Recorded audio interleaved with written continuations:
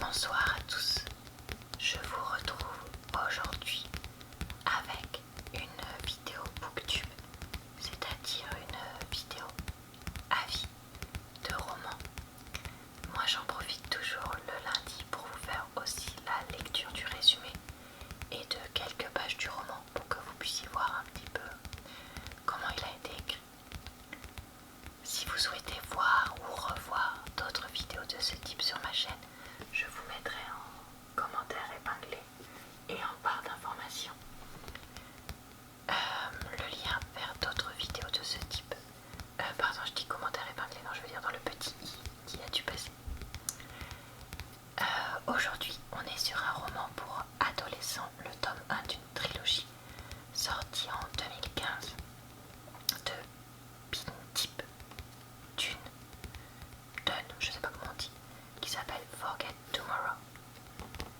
Allez, on va regarder le résumé ensemble et voir comment changer son destin s'il est déjà écrit. Imaginez un monde où votre avenir a déjà été fixé par votre futur moi. Cali vient d'avoir 17 ans et comme tous ses camarades de classe, attend avec impatience le précieux souvenir envoyé par son moi futur qui l'aidera à se glisser dans la peau de la femme qu'elle est destinée à devenir. Athlète de haut niveau, scientifique de renom, politique de premier plan, ou dans le cas de Cali, tueuse. Car dans son rêve, elle se voit assassiner Jessa, sa jeune sœur adorée, qu'elle passe pourtant ses journées à protéger les autorités, car l'enfant a le pouvoir caché de prédire l'avenir proche. Avant même de comprendre ce qui lui arrive, Cali est arrêtée et internée dans les limbes, une prison réservée à tous ceux qui sont destinés à enfreindre la loi. Avec l'aide inattendue de Logan, un vieil ami qui a cessé 5 ans auparavant de lui parler du jour au lendemain, elle va tenter de déclencher une série d'événements capables d'altérer son destin. Lorsque l'avenir semble tout tracé, le combat est-il perdu d'avance? Dans la veine de Minority Report, Forget Tomorrow est un premier tome d'une dystopie haletante dont l'héroïne va devoir trouver un moyen infaillible de protéger sa sœur de la plus grande des menaces, elle-même. Écoutez, on nous dit un peu des trucs sans nous en dire trop. Alors maintenant, on part sur quelques pages du roman. La prochaine qui tombe sera rouge, annonce ma petite sœur de 6 ans, Jessa. L'instant d'après, une feuille cramoisie virevolte dans les airs, telle une plume de rouge-gorge. Jessa l'attrape au vol, avant de la glisser dans la poche de sa tunique argentée. Réplique miniature de mon uniforme tapissé d'un feuillage d'automne qui crisse sous nos pas. Le square met une rare touche de couleur dans le paysage terne et gris d'Eden City.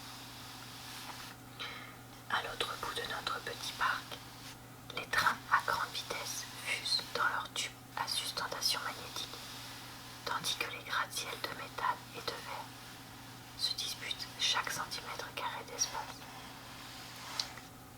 D'ailleurs, leur façade étincelante ne se contente pas de chatouiller la voûte céleste, elle la transperce. Orange cette fois, lance Jessa. Une feuille de la couleur d'un abricot trop mûr se détache de là.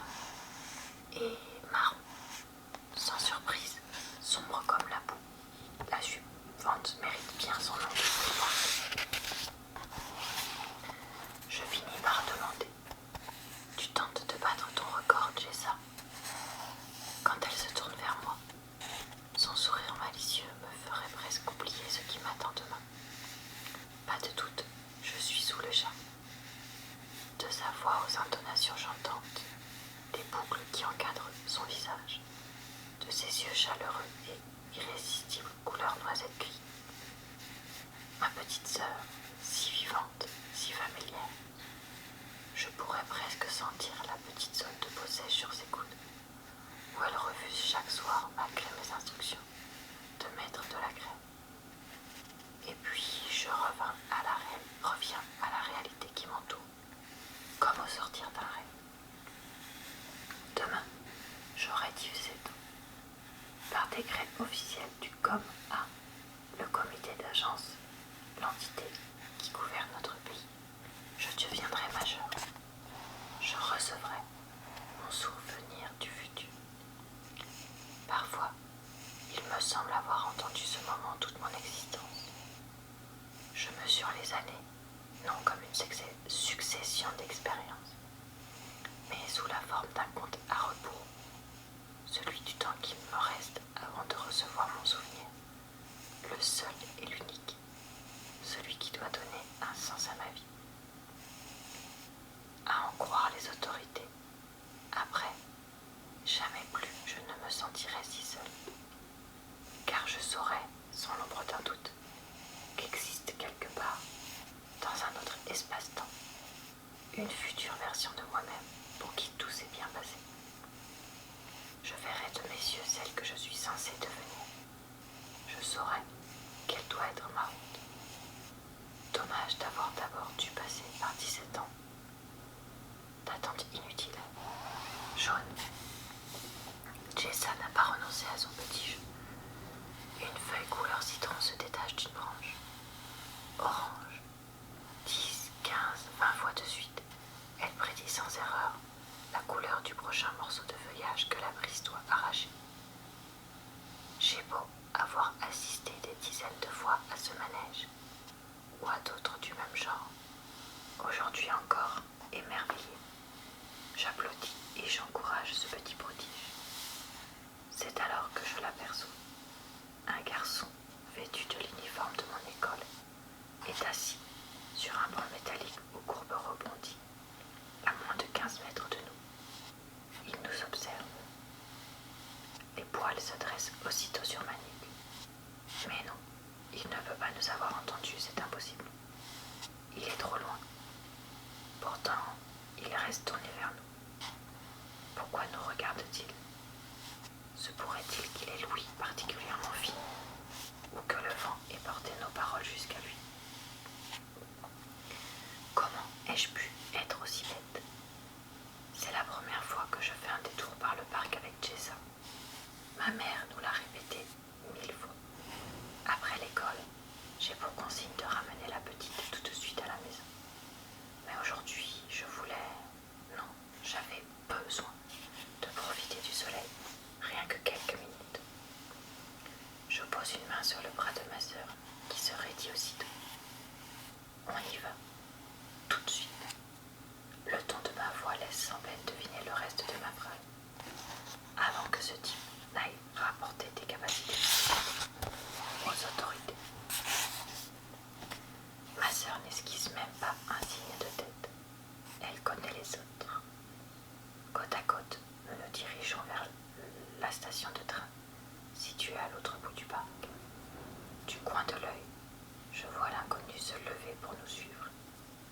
Je me mords la lèvre si fort que le goût du sang se répand dans ma bouche. Que faire? Fuir? Aller lui parler pour répandre les dégâts? Réparer? Non, attendez, je sais plus.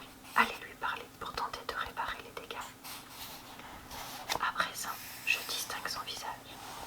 Il a des cheveux blonds coupés courts et un sourire que je reconnaîtrai entre mille. Je sens mes genoux faiblir. Je le connais. Je ne connais même que lui. Il est dans ma classe. Logan Russell, capitaine de l'équipe de natation, et heureux détenteur de ce que ma meilleure amie, Marissa, décrit comme les plus belles tablettes de chocolat de notre espace-temps. Alors, pour ce qui est de mon avis pour ce roman, je l'ai trouvé entre pas top et moyen, honnêtement. J'ai trouvé que ce roman était, alors il l'évoque dans le résumé derrière, beaucoup trop inspiré de Minority Report. C'est-à-dire qu'on a beaucoup trop le côté il s'est passé ça dans le futur, donc il devra forcément se passer ça. Mais en même temps on veut changer le futur. Mais en même temps il faut forcément qu'il se passe ça. Qui m'a un peu gonflé. Honnêtement, j'ai trouvé le monde proposé assez intéressant. Avec ce fait d'attendre son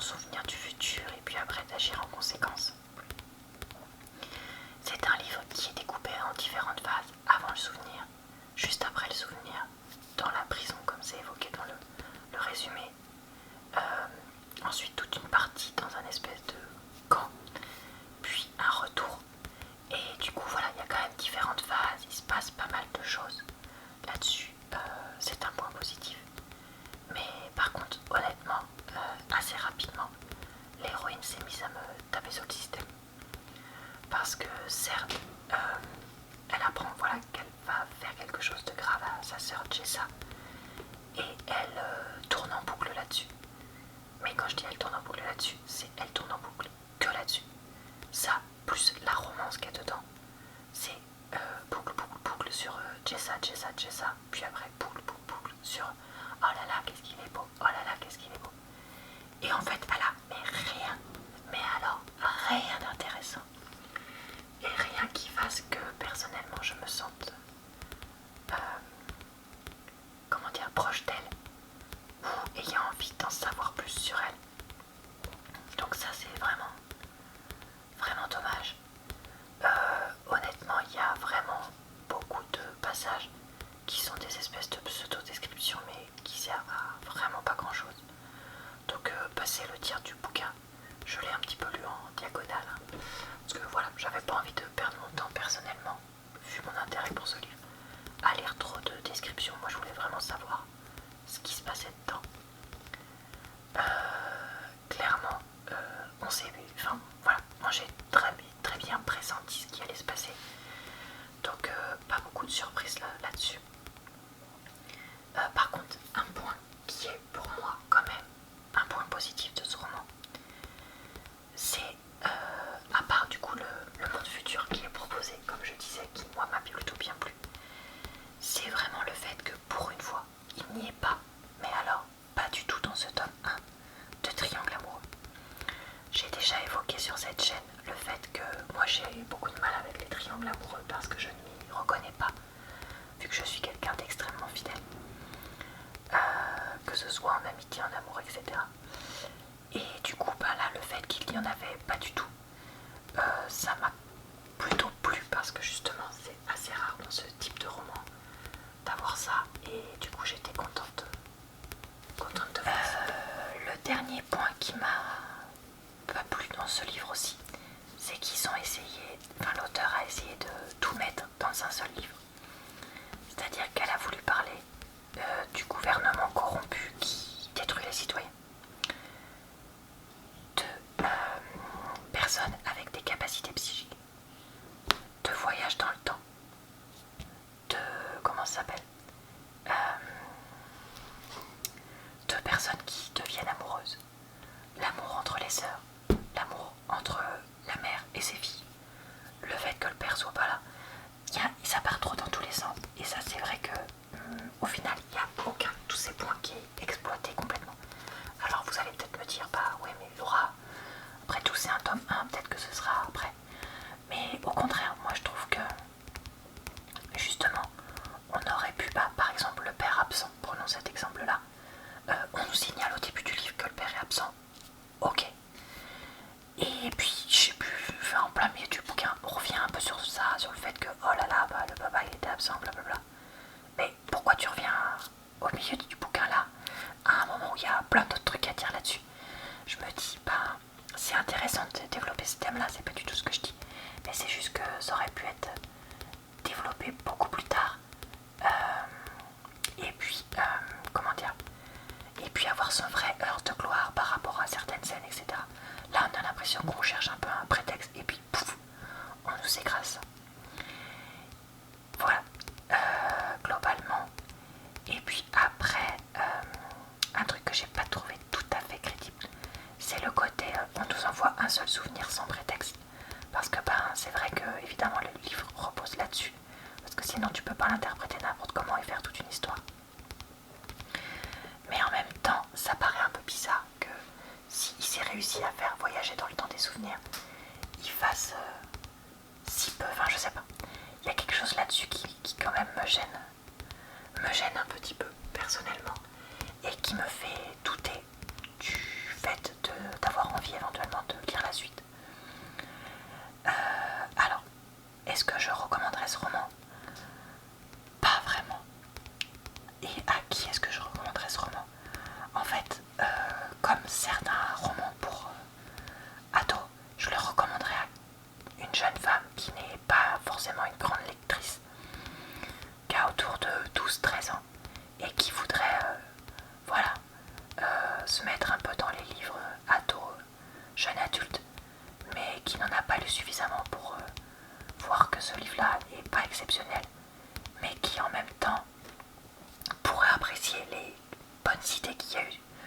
sur certains points du livre. Voilà. Et puis quelqu'un de jeune maintenant, qui du coup n'aurait pas vu le film Minority Report et qui ne serait peut-être pas gêné par cette comparaison. Est-ce que je vais lire la suite? Du coup, pas sûr du tout. Honnêtement, si je tombe dessus et que j'ai envie de tester, peut-être. Mais je vais pas aller me battre et réserver le bouquin à la médiathèque, comme l'indique au fait, le fait qu'il y ait ça devant le bouquin. Voilà, et bah écoutez, c'est tout pour ma vidéo du jour. J'espère que ça vous a plu de voir cette vidéo là avec mon ancien micro. Pour ceux qui ont vu ma vidéo d'hier ou avant-hier, je sais plus. Je vous souhaite une bonne soirée, une bonne nuit ou une bonne journée. Je poste tous les jours sur ma chaîne, donc n'hésitez pas à y revenir. Et puis je vous retrouve lundi prochain avec une